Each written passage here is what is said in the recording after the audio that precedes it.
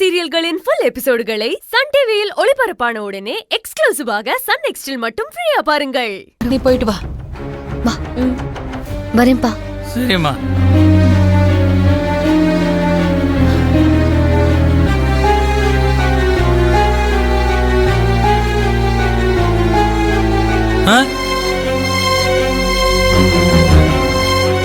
தங்கம், என்னடி உனக்கு ஒண்ணும் ஆகலையா? குத்துக்கள் மாதிரி வந்து நிக்கிற. செவந்திக்காக டிராமா போட்டியா? வேற என்னத்த பண்ண சொல்றீங்க? செவந்தி பூர்ணிமாவுக்கு கால் பண்றா. அவ அட்டெண்ட் பண்ணி பேசிட்டானா என்ன பண்றது? நம்ம வீட்ல வச்சு செவந்திக்கு உண்மை தெரியறதுல எனக்கு சுத்தமா விருப்பம் இல்ல. ஏங்க, சம்மந்தி வீட்ல அவங்களே சொல்லிக்கட்டும். அதனாலதான் நான் மயக்க வர மாதிரி நடிச்சேன்.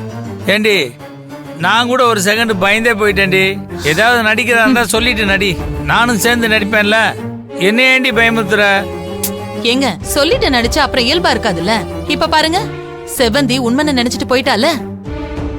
இத பாருங்க, நீங்க முதல்ல சம்மந்திக்கு போனை போட்டு இங்க நடந்தது எல்லாத்தையும் சொல்லுங்க. நாம என்ன டிராமா போட்டோன்னு தெளிவா சொல்லிடுங்க. இல்லன்னா செவந்தி அங்க போய் பூர்ணிமா அம்மாவுக்கு உடம்பு சரியில்லை, ஹாஸ்பிட்டலுக்கு போக மாட்டேங்கிறாங்கன்னு ஏதாவது சொல்லிட்டு இருப்பா. முதல்ல அவங்களுக்கு போனை போடுங்க.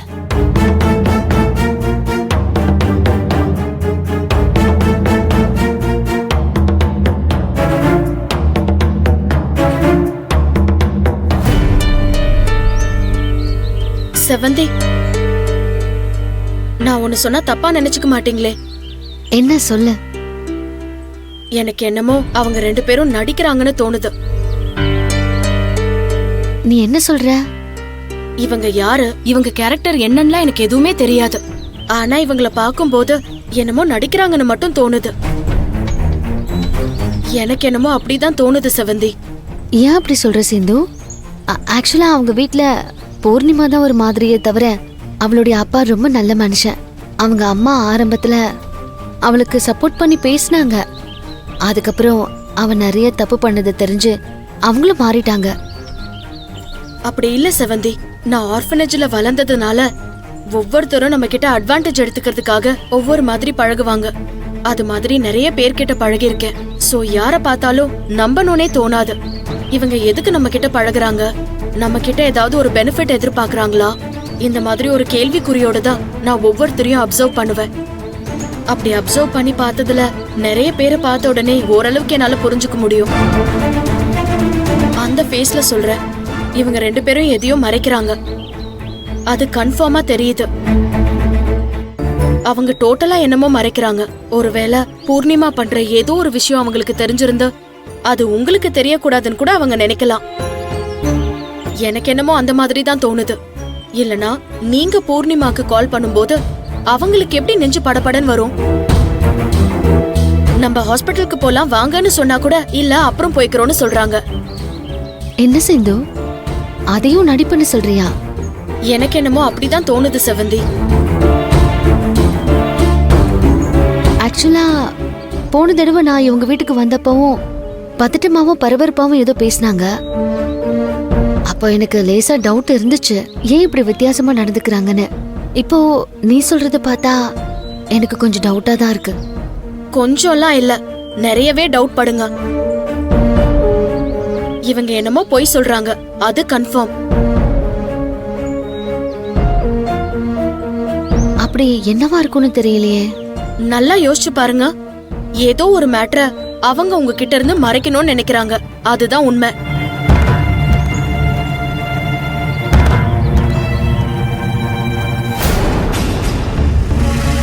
ஏங்க, என்னங்க யோசிச்சுட்டே இருக்கீங்க? ஒரு போனை போட்டு சொல்லுங்க அவங்களுக்கு.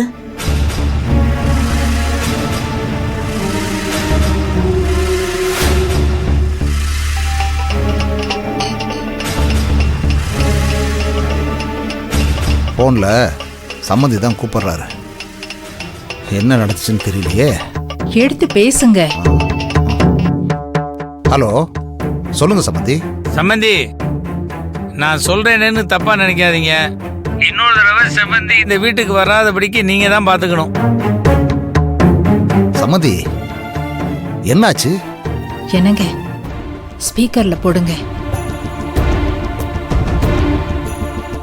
நீங்க பாட்டுக்கு செவந்திய ஒவ்வொரு தடையும் எங்க அனுப்பிச்சு விட்டுறீங்க.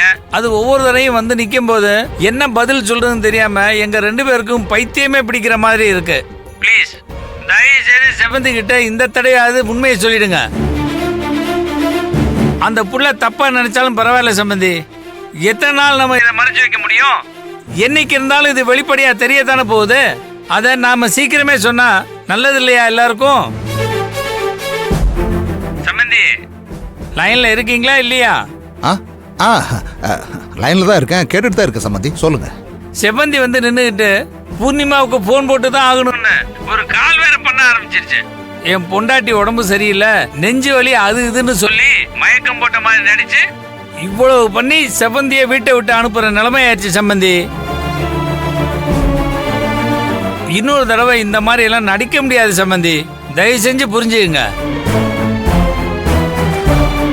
ஆக்சுவலா மாப்பிள்ள போகும்போது செவந்தி கிட்ட சொல்லிட்டு தானே போயிருக்கணும், அதுதானே முறை. அதை அவர் செய்ய காணாம செவந்தி கிட்ட இருந்து மாப்பிள்ள குழந்தைய தத்து வாங்கியிருக்காரு. அவரு வேற நாட்டுக்கு போறதா இருந்தா செவந்தி கிட்ட முறையா சொல்லியிருக்கணும்ல. அவரும் சொல்லாம விட்டாரு, நீங்களும் சொல்ல மாட்டீங்க. எங்க வீட்டுல இருக்காங்க நீ இங்க அனுப்பி விட்டா இது எந்த வகையில நியாயம் சொல்லுங்க? இன்னொரு தடவை செவந்தி இந்த வீட்டுக்கு வந்தா அது நல்லா இருக்காது சம்பந்தி. வர விடாம நீங்க பாத்துங்க, அவ்வளவுதான். வேற எதுவும் எனக்கு சொல்ல தெரியல.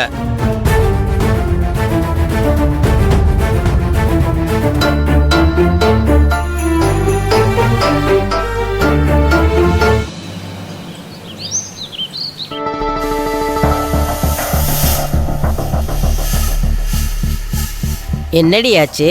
பூர்ணிமா வீட்டுக்கு வந்துட்டாளா? குழந்தைய பாத்தீங்களா? இல்ல பாட்டி, இன்னும் வரல. அவங்க அப்பா அம்மாவை கேட்டா ஏதோ சொந்தக்காரங்க வீட்ல இருக்காங்க, மலை பிரதேசங்கிறதுனால போன்ல சிக்னல் இல்லைன்னு ஏதேதோ சொல்றாங்க. செவந்தி, சொல்றதை கேளு. இனிமே நீ அங்கெல்லாம் போகாத. ஏன் அத்தை, ஏன் இப்படி சொல்றீங்க? எனக்கு புரியலையே. சொன்னா கேளுமா, நீ திரும்ப திரும்ப அங்க போற, அது நல்லா இருக்காது. அதான் அத்தை, எதுக்காக அப்படி சொல்றீங்கன்னு கேக்குறேன். அது பூர்ணிமா வீடு தானே, தமிழ அவங்க தத்து எடுத்துக்கிட்டாங்க. இது வரைக்கும் ஒரு போன் கூட பண்ண மாட்டேங்கிறாங்க. அப்போ நான் போய் பார்க்க கூடாதுன்னா என்ன அர்த்தம்? நீ பாட்டுக்கு எதுக்கு எடுத்தாலும் பூர்ணிமாவை பாக்குறேன்னு அவங்க வீட்டுல போய் நின்னுடுற. அவங்க நீ வந்துட்டு போனதுக்கு அப்புறம் ஒவ்வொரு தடவையும் என்கிட்ட தான் போன் பண்ணி இதையே சொல்றாங்க. ஏன் உனக்கு எதுக்கு போன் பண்றாங்க?